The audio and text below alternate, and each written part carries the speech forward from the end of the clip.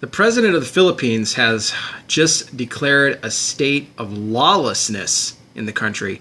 This is due to a bombing attack that just happened there the other day. Philippine President Rodrigo Duterte declared a state of lawlessness Saturday after suspected Abu Sayyaf extremists detonated a bomb that killed 14 people and wounded about 70 in his southern hometown. Duterte was inspected the scene on Friday night's attack at a night market in downtown Davao City. His declaration that covers the southern Mindanao region did not amount to an imposition of martial law. It would allow troops to be deployed in urban centers to back up the police in setting up checkpoints and increasing patrols. An Abu Sayyaf spokesman, Abu Rami, claimed responsibility for the blast near the Jesuit-run Ateneo de Davao University and a five-star hotel. But Duterte said investigators were looking for other possible suspects, including drug syndicates, which he has targeted in bloody crackdown. These are extraordinary times, and I suppose that I'm authorized to allow the security forces of this country to do searches, Duterte told reporters at the scene of the attack, asking the public to cooperate and be vigilant. We're trying to cope with a crisis now. There is a crisis in this country involving drugs, extrajudicial killings, and there seems to be an environment of lawless violence, said Duterte, who served as mayor of Davao for years before elected to the presidency in June. The attack came as Philippine forces were on alert amid an ongoing military offensive against Abu Sayyaf extremists in southern Sulu province, which intensified last week after the militants beheaded a kidnapped villager. Wow. The militants threatened to launch an unspecified attack after the military said 30 of the gunmen were killed in the week-long offensive. I mean, guys, I don't know if there's anybody out there from the Philippines that's actually experiences or knows about this that's going on, but this is real stuff over here. He goes on here, the attack came as if the forces were on alert about the ongoing military offensive that was already in that specific city. Now, some commanders of Abu Sayyaf, which is blacklisted by the United States and the Philippines as a terrorist organization for deadly bombings, ransom kidnappings, and beheadings, have pledged allegiance to the Islamic State group. The military, however, says there has been no evidence of a direct collaboration or militant action have been aimed at bolstering their image after years of combat setbacks.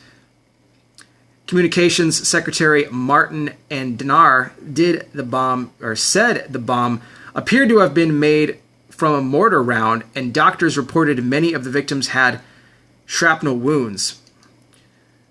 You gotta just pray for these people, guys. Despite the emergency, Duterte said he would proceed with a trip to Brunei, Laos, and in Indonesia starting on Sunday. At an Asian summit in the Laotian capital of the Venetia, Duterte said that most of the leaders he would meet included President Barack Obama and Russian President Vladimir Putin. Said they have all had a taste of terrorist attacks.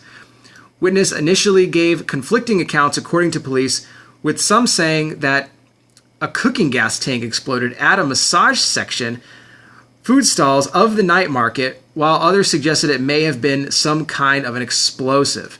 Police immediately set up more checkpoints in key roads leading to the city, regional gateway about 980 kilometers south of Manila.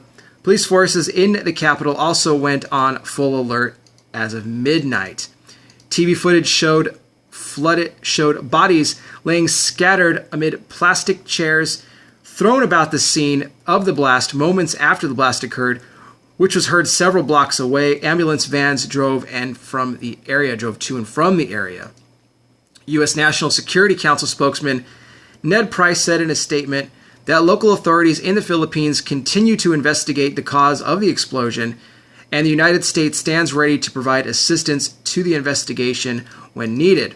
President Obama will have an opportunity to offer his personal condolences to Duterte when the two leaders plan to meet on the sideline of the annual summit of the Association of Southeastern Asian Nation Leaders with some Western leaders in Laos next week. So crazy stuff going on right now, guys, in the Philippines. Keep the Philippines in your prayers, guys, okay? There's a lot of good people there. There are a lot of Christians there in that country.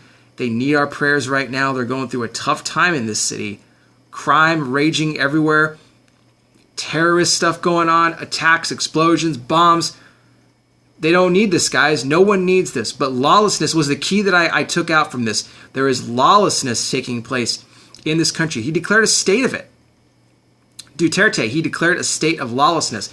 There's another individual that's going to represent lawlessness. In fact, he's called the lawless one, and that's the Antichrist. Before he fully becomes that, though, he's going to be coming as the man of peace. See, the Antichrist is going to be a deceiver. You know, when they tell you peace and safety, then comes sudden destruction.